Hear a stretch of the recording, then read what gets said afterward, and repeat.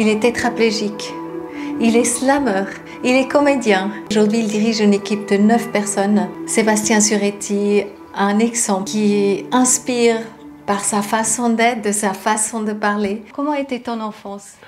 Alors, mon enfance, elle était similaire à l'enfance de n'importe qui, sauf que j'avais un peu plus de discipline médicale et que j'étais dans une école spécialisée. Mais sinon, il y a eu des choses dures et des choses extraordinaires. Et qu'est-ce qui étaient les choses plus dures et les plus extraordinaires? Alors, on va commencer par les plus durs. J'ai eu un de mes parents qui souffrait de dépendance à l'alcool, donc se construire au milieu de tout ça, c'était compliqué. La chose la plus extraordinaire, quand j'ai la chance d'avoir des parents qui voyagent beaucoup pour leur job, ils m'ont emmené un peu partout avec eux et j'ai vraiment vécu des voyages extraordinaires. Et ensuite, tu as été en institut. Comment ça s'est passé la vie en institut? Ensuite, j'ai été en internat, ce qui m'a permis d'être un peu dans le monde réel et je me suis fait mes premiers amis, mes premières peines de cœur, tout ça. Donc tu as vécu dans les internats et tu as suivi la scolarité normale, mais comme tu ne peux pas écrire... Non, j'ai pas suivi une scolarité normale, j'ai suivi une scolarité spécialisée. Mais ça ne m'empêche pas d'avoir fait des études par la suite. Comment c'est quand tu n'arrives pas à écrire? Comment on peut s'imaginer ça? Quand tu n'arrives pas à écrire avec ta main, tu écris beaucoup plus vite avec ton esprit. Ce qui m'a permis de développer des facilités pour l'improvisation, que ce soit en théâtre ou en film. Qui profite aujourd'hui beaucoup de ta passion. Oui, c'est devenu ma passion, mon exutoire, pour savoir comment jouer vraiment. Et il faut écouter mes films. Donc c'est vraiment comme ça que je m'exprime et que j'enlève toutes mes barrières, qu'elles soient mentales ou physiques d'ailleurs. Donc ce que tu disais avant, c'est que justement ton esprit, il peut vagabonder partout où il veut. Et moi je me rappelle très bien de cet exemple quand on était au CHUV, donc à l'hôpital universitaire de Lausanne. Ta maman Catherine, elle a mis en place une chambre pour handicap lourd avec une cigogne. Donc en fait c'est comme une grue qui prend la personne avec le handicap et puis il la transporte aussi dans la salle de bain. Donc ça facilite le traitement des personnes. Et là, il y a eu environ 50 personnes qui étaient à ce moment-là de l'inauguration. C'était très très touchant. Il y a une dame qui était infirmière-chef. Elle t'a dit ça doit être extrêmement lourd et difficile d'être enfermée dans son corps. Et là, tu as donné une réponse incroyable. Tu veux dire ce que tu as dit à ce moment-là? Je vais modifier ma réponse avec mon expérience de maintenant, je pars du principe qu'on est tous enfermés à quelque part, que ça soit dans nos croyances, dans les barrières qu'on se met et tout ça. Donc, moi, j'aime bien m'amuser avec ces concepts-là, parce que je dis que les plus grandes barrières architecturales sont les barrières de l'esprit. Donc, ensuite, Sébastien, qu'est-ce qui s'est passé? Parce que tu étais dans les instituts et je trouvais ça toujours incroyable quand j'allais lui rendre visite. C'était vraiment des moments hors du temps. Parce qu'à l'intérieur, il y a ces aides-soignants qui sont là et c'est toujours très calme et très apaisant comme ça. C'est comme si on sort de ce monde éphémère. Et toi, tu as beaucoup connu ça, donc tu as vécu, tu as baigné là-dedans. Comment c'était pour toi de vivre dans l'Institut et après aussi de faire le pas dans ton indépendance? Et aujourd'hui, il est chef d'entreprise, on peut dire, Sébastien Zuretti. Il a 9 personnes qui travaillent avec lui du matin au soir. Et puis, ça doit faire un sacré choc de sortir quelque part d'un monde complètement douillet où on prend vraiment que soin de toi et après c'est toi qui organise tout en fait. Tu veux expliquer un peu cette expérience? Déjà, je veux revenir sur un truc.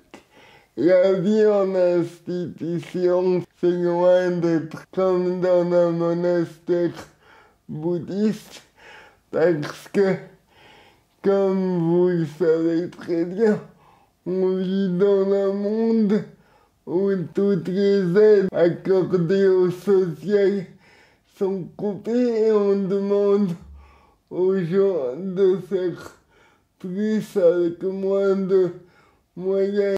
S'il y a des édits qui voient mon interview et qu'il y a eu des gens qui peuvent croire que c'est un métier tout tranquille, tout calme et tout.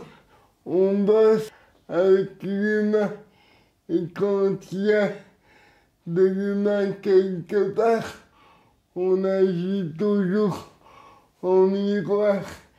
Quand je suis sorti d'institution, on peut comparer ça à l'adolescence pour arriver au monde.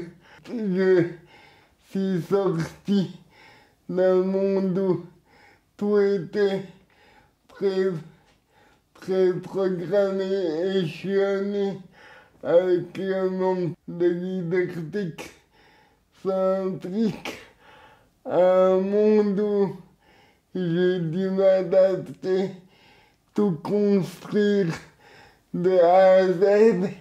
Arrêtez de croire que le monde, c'était le bisounours et l'arc-en-ciel et que tout le monde est gentil et prendre ma posture de patron tout en étant dépendant de mes employés pour les actes de la vie quotidienne. Et voilà. Donc, qu'est-ce qui s'est passé exactement quand tu es sorti, en fait? Comment aussi le regard des gens a changé? En fait, qu'est-ce que tu as remarqué dans le regard des gens? Ça, c'est vraiment quelque chose qui m'intéresse aussi. Comment c'était pour toi ou comment c'est pour toi quand on regarde quelqu'un qui est en chaise roulante? Alors, le regard des gens en chaise roulante, ça, c'est aussi une idée reçue parce que il y a plein de monde qui dit que dès que tu es en chaise roulante, il y a des solutions qui s'offrent à toi, où tu t'amuses à jouer avec les cartes qu'on t'a distribuées pour en développer de nouvelles, où tu tombes dans la victimisation et tu rejettes toute la faute de tous qui t'arrive dans ta vie à ton handicap. Et moi, j'espère que j'arrive à tenir la deuxième position. Et comment c'est pour toi, justement, quand tu vois le regard des personnes quand même? Qu'est-ce que ça fait avec toi? Est-ce que des fois, tu te sens un peu offensé? Est-ce que des fois, tu as envie de dire des choses? Moi, je pars du principe que quand tu as envie de dire les choses, tu dois prendre la parole pour les dire et arrêter comme je l'ai dit, plutôt de te poser en victime.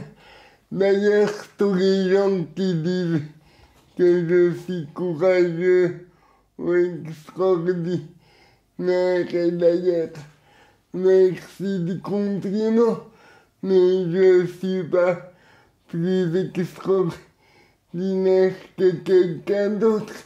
Je joue simplement avec les cartes qu'on m'a données et j'en crée de nouvelles avec l'expérience. Et je trouve qu'il ne faut pas hiérarchiser pour favoriser une partie de la population ou une autre. Parce que déjà, en tant que personne en situation de handicap, quand tu fais ça, les 2 premières fois, ça gonfle ton ego et t'es tout content, mais après tu te dis, les personnes, elles me prennent pas pour quelqu'un de normal. Elles imaginent que j'ai un statut particulier alors que non, j'ai des handicaps car à certains côtés, j'ai des facilités à un autre.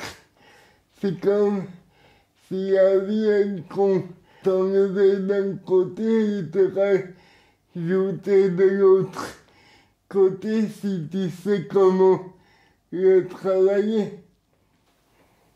Aujourd'hui, le matin, quand tu te lèves, Sébastien, qu'est-ce qui te fait te lever? Ce qui me fait me lever le matin, c'est mon envie de créer, mon envie d'enseigner, de transmettre, de me marier, d'avoir un bon repas, des amis que j'ai pas vus depuis des siècles de fois, comme toi aujourd'hui. Il y a toujours moyen d'améliorer son quotidien. Je vais reprendre un bout de science que j'ai fait pour ce truc de courage où je dis toujours quand la vie nous donne des coups, il faut avoir la rage de passer par-dessus et de prendre en main son destin. On a vraiment l'impression, Sébi, que tu es vraiment droit dans tes bottes. Est-ce que c'est juste? Déjà, je me pose la question, être droit sur mes roues dans mon cas, qu'est-ce que ça voudrait dire? J'ai autant de tristesse et de questionnement que n'importe qui dans ce monde. Juste, je les utilise pour créer des choses. Et comme je suis un assez bon comédien, j'arrive à cacher des fois ce que je ressens vraiment. Parce que les gens qui me disent oui, t'es tout le temps positif, t'as accepté ton handicap. Déjà, on ne peut pas accepter son handicap, on vit avec, c'est tout. Déjà, 2, On parle beaucoup d'intelligence artificielle en ce moment, qu'elle va détruire le monde. Mais dans chaque être humain, il y a une partie d'intelligence artificielle que moi j'appelle l'intelligence sociale. On essaye de faire croire à tout le monde que tout va bien, qu'on maîtrise tout, alors que c'est pas forcément le cas. C'est un outil qu'on utilise, peut-être même encore plus que l'intelligence artificielle qui a un grand débat en ce moment. Donc, l'idée, quand on va pas bien, c'est d'accepter qu'on n'aille pas bien, le reconnaître et en parler sans tomber dans de la victimisation et se plaindre tout le temps, mais se dire ok, il y a ça qui va pas, j'ai quoi comme ressource pour m'en sortir.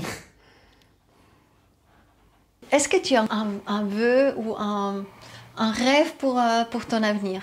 Un rêve pour mon avenir, ce serait de créer une école artistique avec des développements personnels et tout pour permettre aux gens qui veulent développer leur potentiel pour pouvoir s'exprimer ou devenir artiste ou juste, comme dirait ma formatrice en communication relationnelle, juste se dire et pouvoir créer quelque chose. Parce que je pars du principe qu'on est tous des planètes et des univers à créer. Moi, je le fais avec des vers de poésie, mais pour une autre personne, ça peut être autre chose. Et moi, mon rêve, ça serait de pouvoir trouver le moyen que tout le monde ait accès à ça au même niveau. Parce qu'il peut y avoir des étoiles insoupçonnées. Et là, ça peut aider beaucoup de monde dans la construction. Est-ce que tu as encore un mot de la fin?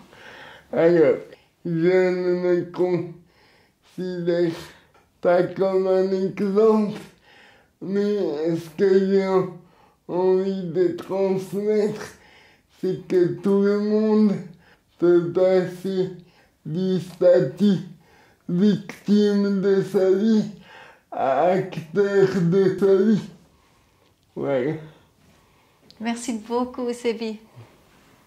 Merci, le meilleur pour toi et pour ton équipe. Si on va te faire venir à l'école ou comme ça, on va mettre le lien dans la description de la vidéo. Merci beaucoup d'être là. Je donne aussi des cours privés pour des groupes en individuel.